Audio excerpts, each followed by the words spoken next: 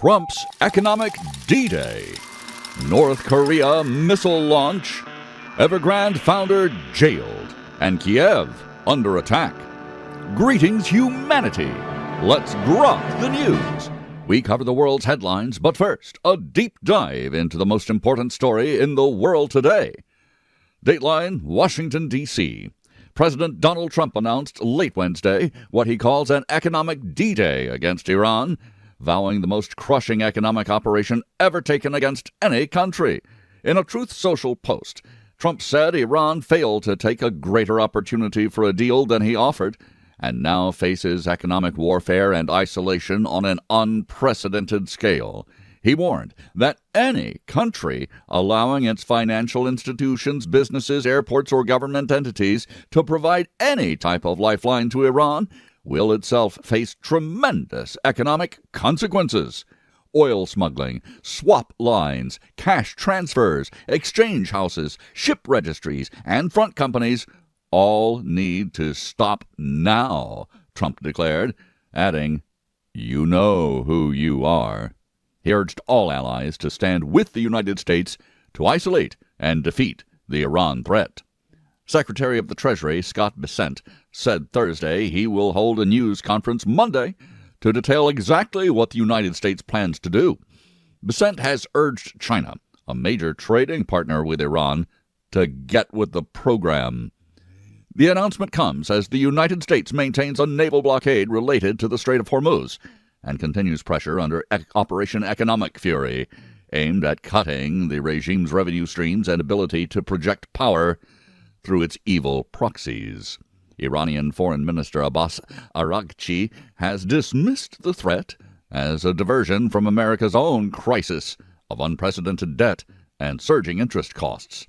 He said doubling down on failed policies will only bring further defeat and the enmity of Iranians, calling U.S. economic terrorism a threat to the global economy and sovereignty worldwide. Iran's foreign ministry warned that those who order or implement the levies are liable to prosecution and punishment, with responsibility for consequences resting with the U.S. government. The United Arab Emirates, one of America's closest regional allies, but also a key trading hub for Iran, suspended their trade and commercial ties with Tehran earlier this week after accusing Iran of firing 2 ballistic missiles toward the Gulf state. Analysts note that Iran has endured nearly 5 decades of U.S. sanctions and has found ways around previous so-called maximum pressure campaigns. But the Trump administration argues that the combination of military setbacks, the blockade, and secondary sanctions creates conditions for capitulation not seen before. Trump stated Iran's Navy, Air Force, and military production facilities have been destroyed and its currency rendered worthless, claiming the regime is hanging by a thread and is on the ropes. He said the measures will cripple their ability to project terror worldwide and will ensure that Iran never acquires a nuclear weapon. The push includes officially redesignating Hezbollah as an Iranian proxy and new sanctions on a network transferring cash to the group. Shipping traffic through the Strait of Hormuz remains largely unchanged so far, according to monitors that this observer will tell you are hostile to the Trump presidency.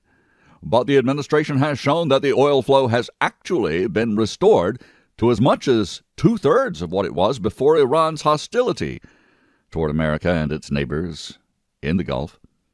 Trump is betting that sustained isolation will force Tehran to accept U.S. terms to end the conflict.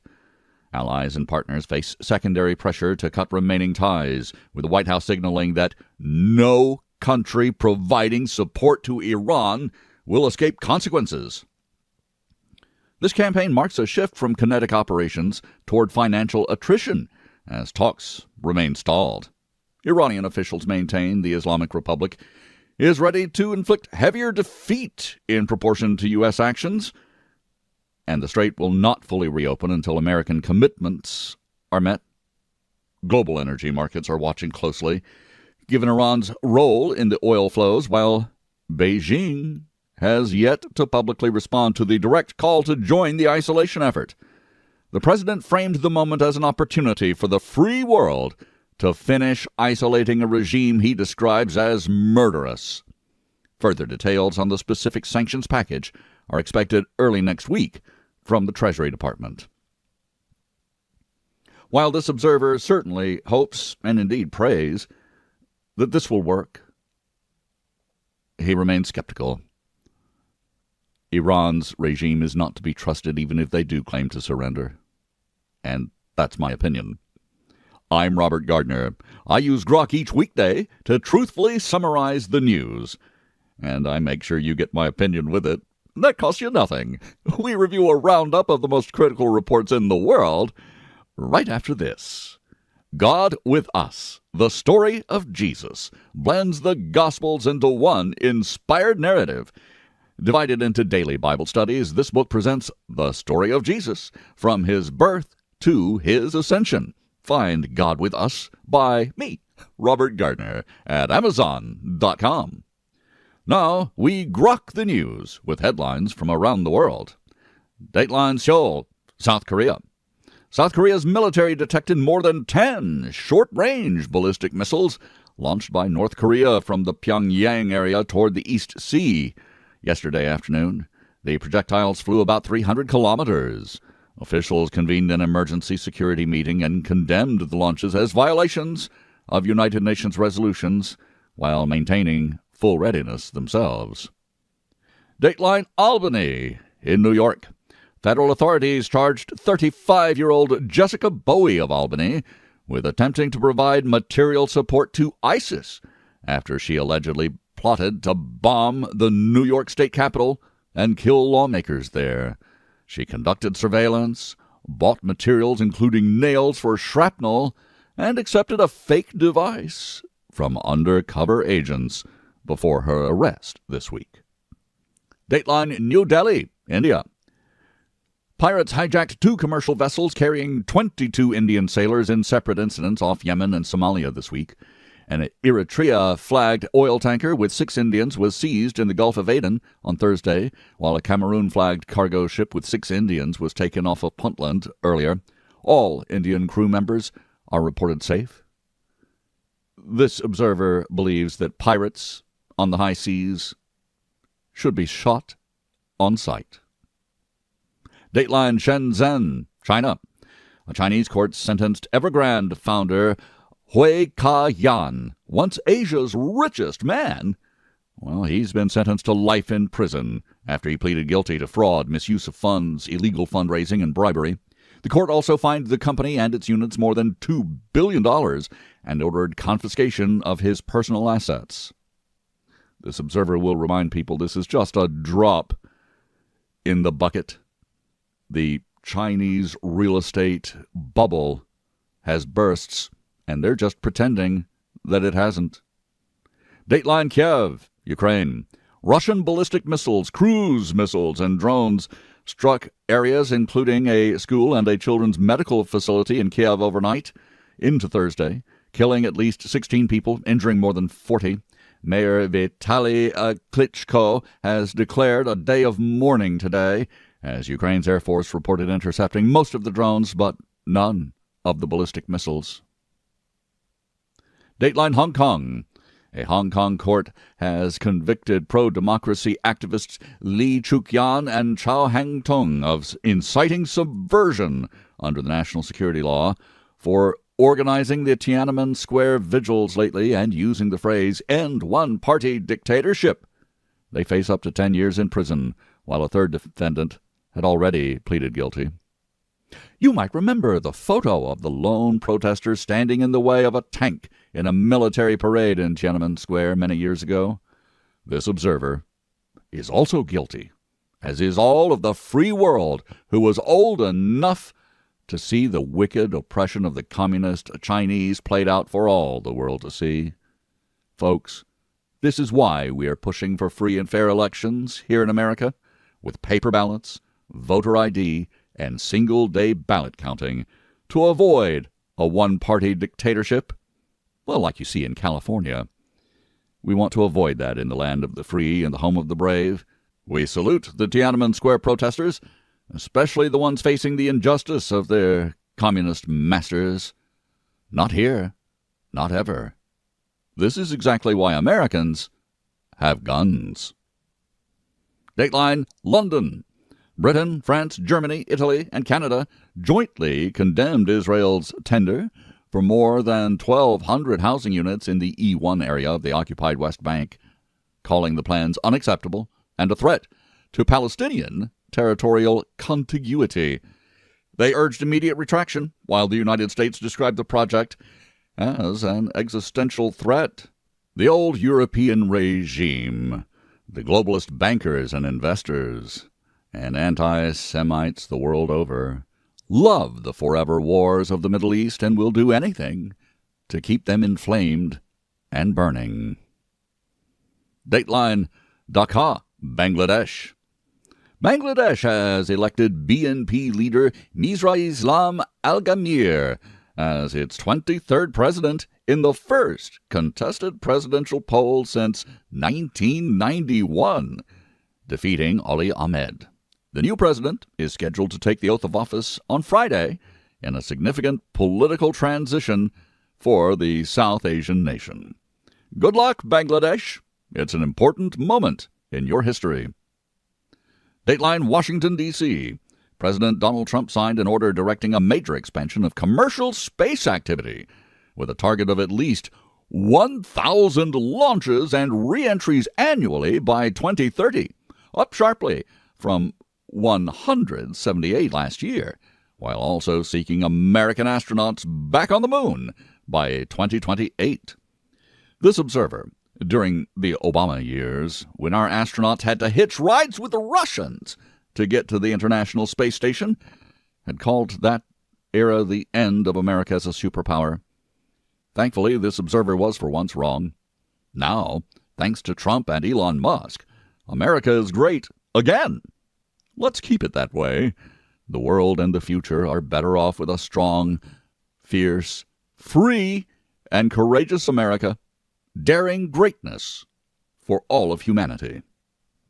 Dateline, Washington, D.C.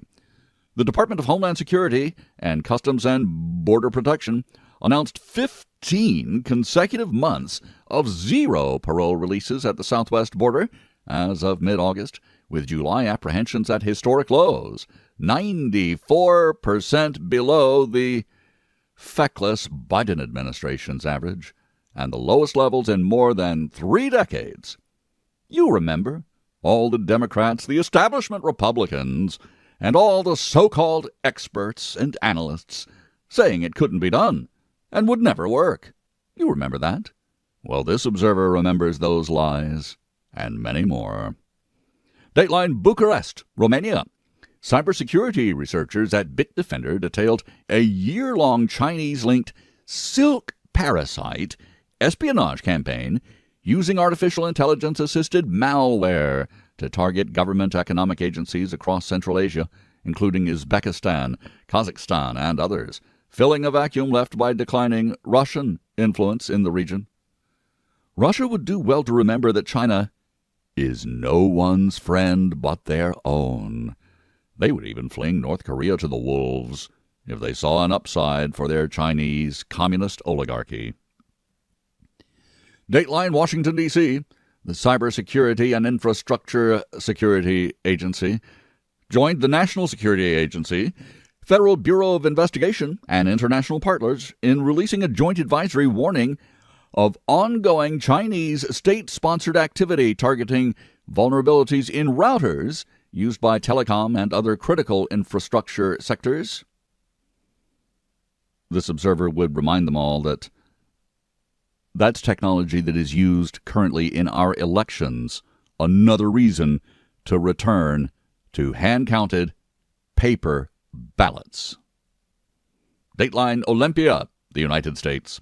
Multiple Democratic-led states have enacted new laws this year, limiting law enforcement and military presence at voting sites and strengthening protections against voter intimidation in response to federal election security demands ahead of the November midterms.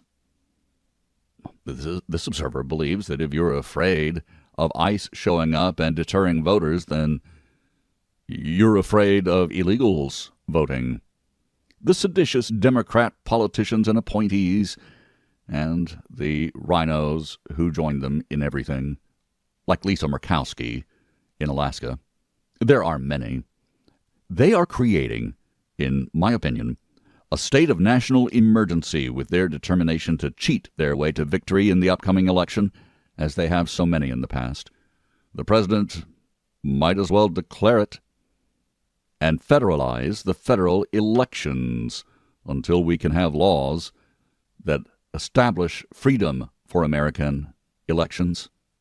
The establishment just hates that, and they're still fighting to prevent free and fair elections in the United States of America. Dateline Spokane.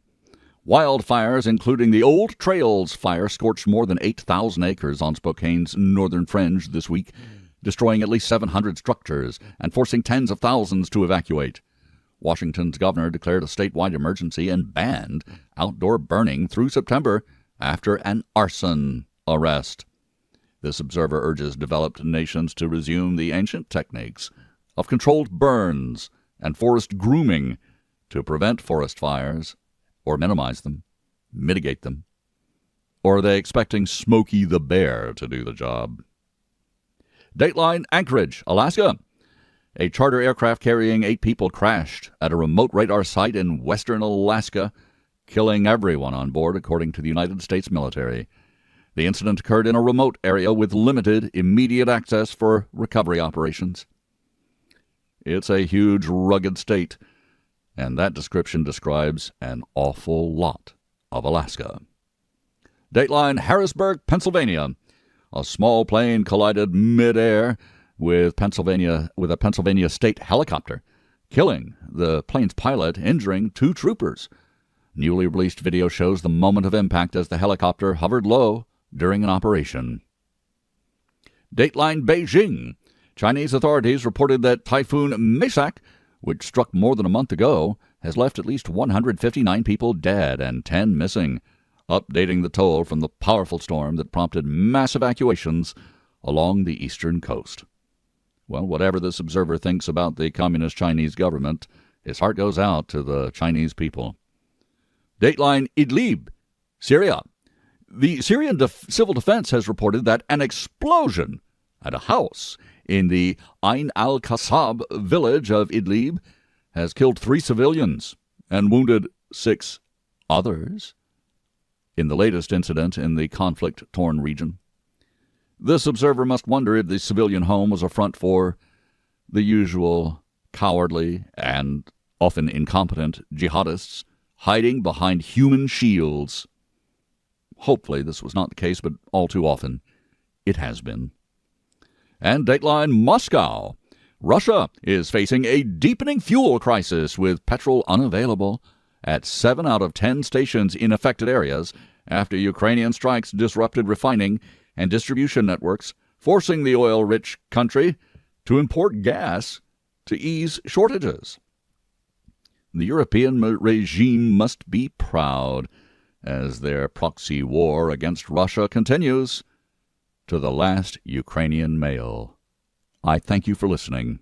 Please join me Monday to once again GROK the News. I'm Robert Gardner.